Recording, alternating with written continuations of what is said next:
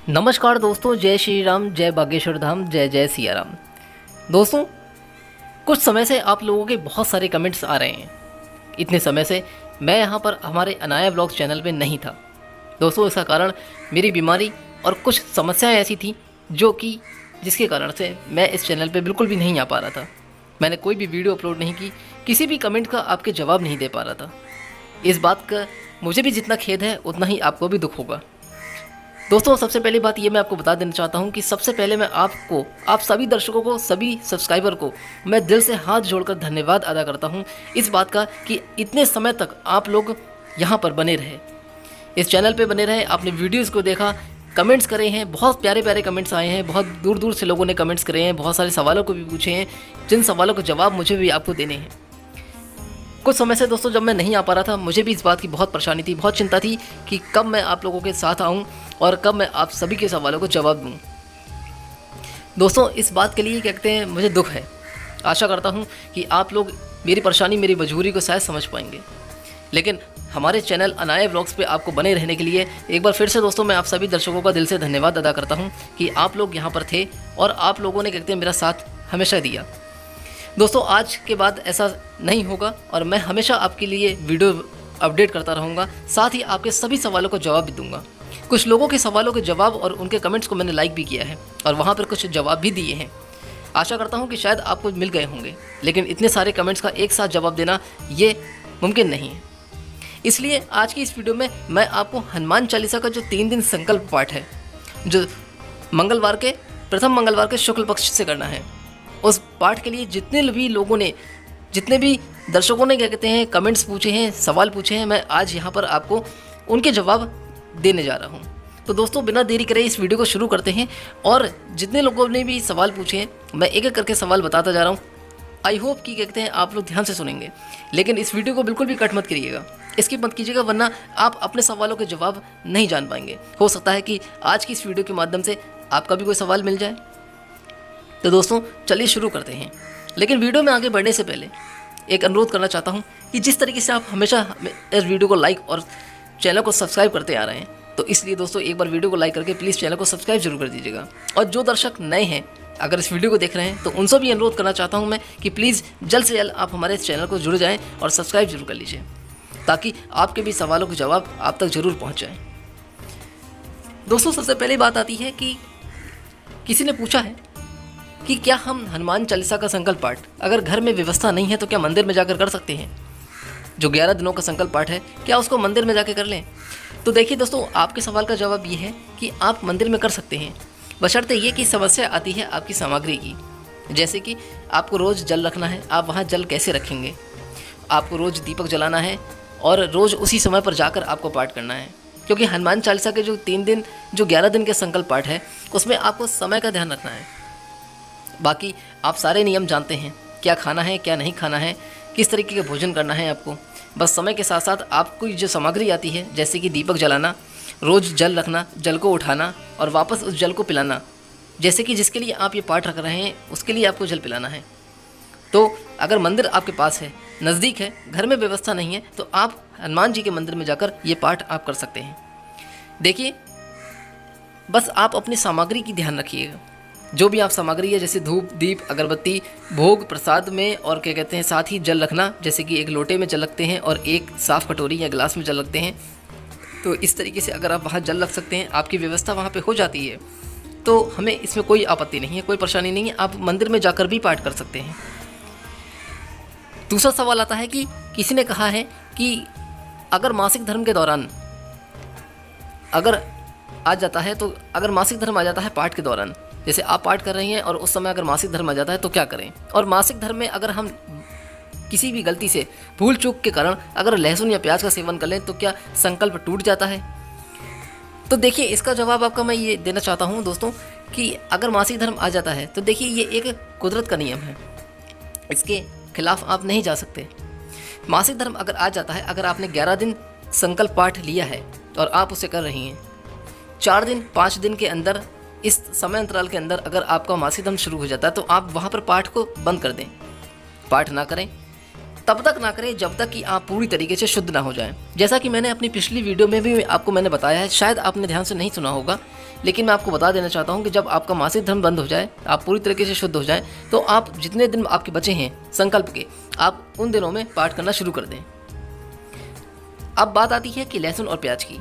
तो लहसुन और प्याज अगर आप नहीं खा रहे हैं और आपने संकल्प लिया है, और अगर उस दौरान अगर आपने लहसुन प्याज खा लिया गलती से, तो देखिए संकल्प टूट भी जाता है। इसलिए आप लहसुन प्याज ना खाएं, इस बात का ध्यान रखें। तीसरा सवाल आता है कि हनुमान चालीसा 3 दिन के संकल्प पाठ में क्या कृष्ण पक्ष से कर सकते हैं? तो देखिए, सबसे पहली बात ये कि जो उपाय और प्रयोग है वो शुक्ल पक्ष का है। इसलिए आप हनुमान चालीसा का जो 3 दिन का पाठ है, जिसे 3 दिनों में पूरा करना है, तो उसके लिए आपको जो है संकल्प जो आप ले रहे हैं वो शुक्ल पक्ष के प्रथम मंगलवार से ही आपको करना है। आप उसी में करिए, वो ज़्यादा उत्तम और फलदायी रहेगा। चौथा सवाल है कि घर में लोग नॉनवेज खाते हैं, मांस मदिरा का सेवन करते हैं और लहसुन प्याज भी खाते हैं। मैं पाठ कर रही हूँ, लेकिन मैं समस्या से इस बात से ग्रसित हूँ कि जो लोग घर में लहसुन प्याज खा रहे हैं, मांस मदिरा का सेवन कर रहे हैं, तो मैं पाठ कर सकती हूँ या नहीं कर सकती हूँ? तो देखिए बहन, जिस बहन ने भी ये सवाल पूछा है, मैं आपके लिए बता दूँ, प्रभु की भक्ति आपको करनी है। आप अपनी तरीके से शुद्ध और सफल हैं। दूसरे की तरफ ध्यान न दें कि कौन क्या कर रहा है और क्या क्या नहीं कर रहा है। यदि कोई घर में लहसुन प्याज का सेवन करता है और आप नहीं करती हैं, तो आप अपना पाठ करिए। देखिए, प्रभु की भक्ति आप कर रही हैं, तो उसका फल, उसकी सफलता भी आप ही को मिलनी है, उनको नहीं। वो प्रभु सब देख रहे हैं कि कौन इस धरती पर आकर क्या कर रहा है और क्या नहीं कर रहा है। यदि आप लहसुन प्याज नहीं खाती हैं, मांस वगैरह का सेवन नहीं करती हैं, नॉनवेज नहीं खाती हैं, बहुत अच्छी बात है। अगर आप पाठ कर रही हैं, तो आप पूर्ण भक्ति श्रद्धा से आप पाठ कीजिए, प्रभु का नाम लीजिए। अपना खाना आप खुद बनाती हैं, जैसा कि आपने कमेंट में हमें बताया है। ये जानकर हमें बहुत खुशी हुई कि आपने कहा कि हम खाना खुद बनाते हैं। तो आप अपना पाठ कीजिए। वो सामने वाला इंसान क्या कर रहा है, क्या नहीं कर रहा है, आपको उसकी तरफ देखने की कोई ज़रूरत नहीं है। देखिए, आपने पाठ अपनी सफलता के लिए रख रखा है, प्रभु की भक्ति भी आपने की है, तो उसका पूर्ण फल आपको आपके जीवन में अवश्य मिलेगा और आपकी वो मनोकामना जरूर पूरी होगी। एक बात मैं आपको यहाँ पर और भी बता देना चाहता हूँ, ऐसा नहीं है कि लोग ये सोचते हैं कि हमने एक ही बार पाठ करा तो हमारा तो कुछ भी नहीं हुआ, हनुमान जी ने तो हमारी बात ही नहीं सुनी, हमारी मनोकामना भी पूरी नहीं हुई, लगता है बेकार है, नहीं करना चाहिए। कुछ लोग कहते हैं कि बकवास है, ऐसा नहीं है।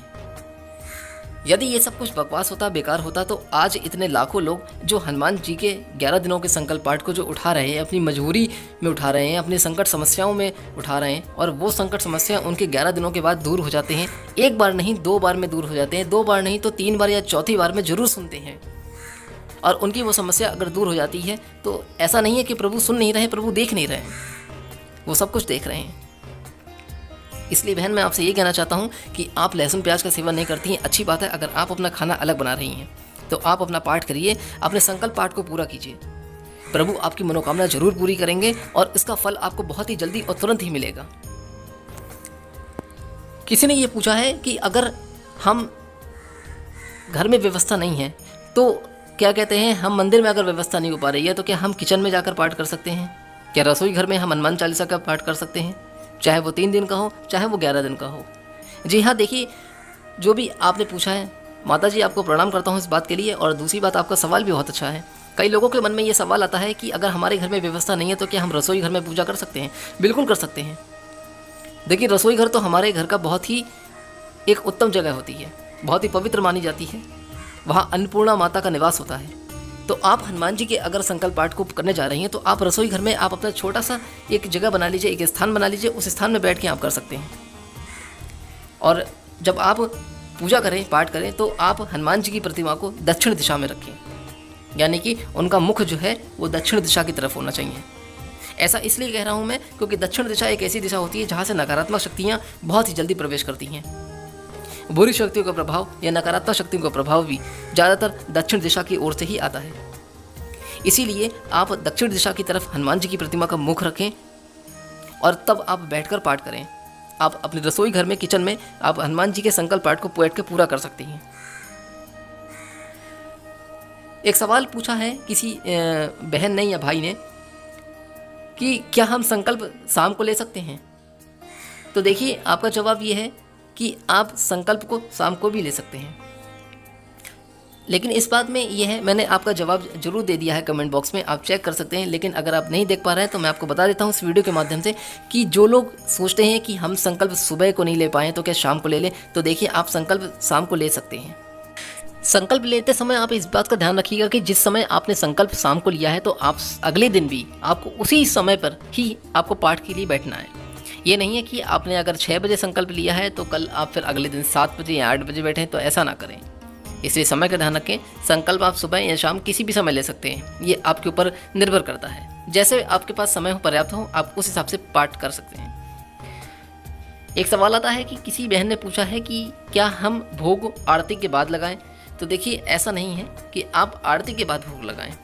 भोग आप तब लगाएं जब आप पूजा करने जा रहे हैं, पाठ करने जा रहे हैं, आपने संकल्प लिया है तो उस समय आपको भोग लगाना है।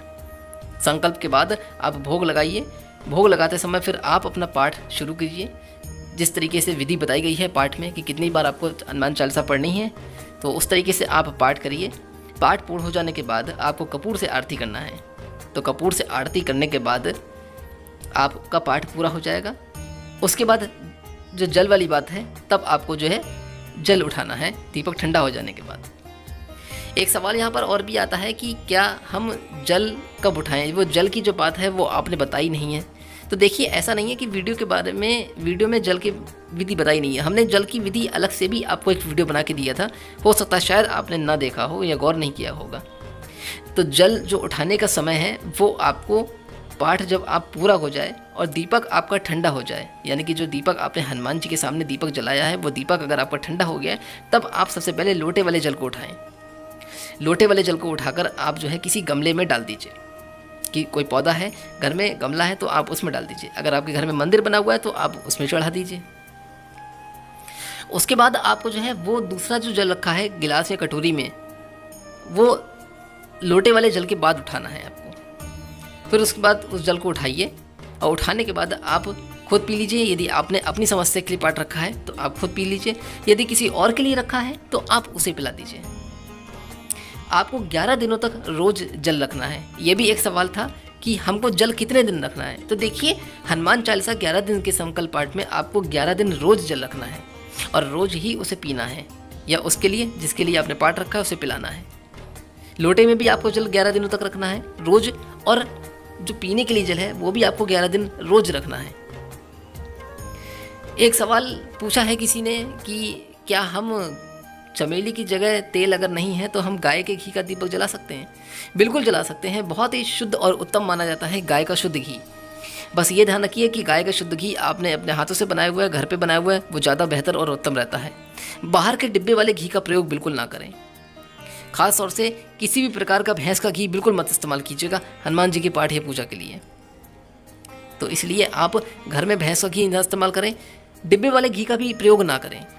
गाय का घी का अगर आप दीपक जलाना चाहती हैं तो बिल्कुल जलाइए, लेकिन अगर आपने घी अपने हाथों से स्वयं बनाया है घर पे, जो घर पे बनाया हुआ घी है वो ज़्यादा ही उत्तम और शुभ फलदायी माना जाता है। दीपक की भी बात आती है कि क्या दीपक हम रोज़ आटे का जला सकते हैं। तो देखिए आप रोज़ अगर आटे का दीपक जलाना चाहते हैं तो बिल्कुल जलाइए। कहते हैं कि आटे के दीपक में जो ज्योत हम प्रज्वलित करते हैं प्रभु के लिए, उसमें 100 गुना शक्ति बढ़ जाती है। आटे का घी का दीपक जो होता है वो बहुत ही शुद्ध माना जाता है। किसी भी पूजा पाठ में या हम जब भी कोई प्रयोग करते हैं और अगर हम दीपक की बात आती है, तो अगर हम मिट्टी का दीपक नहीं मिल पाता है तो हम आटे के दीपक का प्रयोग करते हैं, और आटे के दीपक का प्रयोग बहुत ही शुद्ध माना जाता है। ये शास्त्रों में भी लिखा है कि जो भी व्यक्ति पूजा पाठ के दौरान अगर हम आटे के दीपक का प्रयोग करते हैं तो उसमें 100 गुना शक्तियाँ उसमें बढ़ जाती हैं। तो आप आटे का दीपक प्रयोग कर सकते हैं, इसमें हिचकिचाना नहीं है, झिझकने की कोई बात नहीं है। यदि आपके पास मिट्टी का दीपक नहीं है, कोई स्टील का दीपक नहीं है या तांबे पीतल का दीपक नहीं है, तो आप मिट्टी उसमें आटे के दीपक का प्रयोग करें। तो दोस्तों आशा करता हूं कि आज की इस वीडियो के माध्यम से आपको अपने सवालों के जवाब जरूर मिल गए होंगे। यदि किसी भाई बहन या माता का अगर जवाब अभी अधूरा रह गया है, उन्हें अपने सवाल का जवाब नहीं मिला, तो अगली वीडियो में हम आपको जरूर देंगे। आप कमेंट बॉक्स में जय श्री राम जय बागेश्वर धाम लिखना ना भूलें। अपना कोई सवाल अगर पूछना चाहते हैं तो कमेंट बॉक्स में हमें कमेंट जरूर करें। दोस्तों जो भी कोई समस्या है अगर उसके बारे में आप पूछना चाहते हैं तो कमेंट बॉक्स में हमें जरूर अपनी समस्या बताएं, अपना अनुभव हमसे जरूर शेयर करें। फिर मिलूंगा दोस्तों कोई और अच्छी वीडियो और उपाय को या कहानी कथा को लेकर। तब तक के लिए आप अपने जीवन में खुश रहें, हनुमान जी आपकी रक्षा करें, आपकी मनोकामना को तुरंत पूरा करें। एक बार निवेदन करना चाहूँगा दोस्तों, यहाँ से जाने से पहले एक बार वीडियो को लाइक जरूर कर दीजिएगा। चैनल को अभी सब्सक्राइब नहीं किया है तो प्लीज़ एक बार सब्सक्राइब करके बेल आइकन को जरूर प्रेस कर दीजिएगा, ताकि हर वीडियो का नोटिफिकेशन आपको तुरंत मिलता रहे। फिर मिलूंगा दोस्तों जल्दी किसी वीडियो के साथ। तब तक के लिए खुश रहें और स्वस्थ रहें। जय श्री राम, जय बागेश्वर धाम।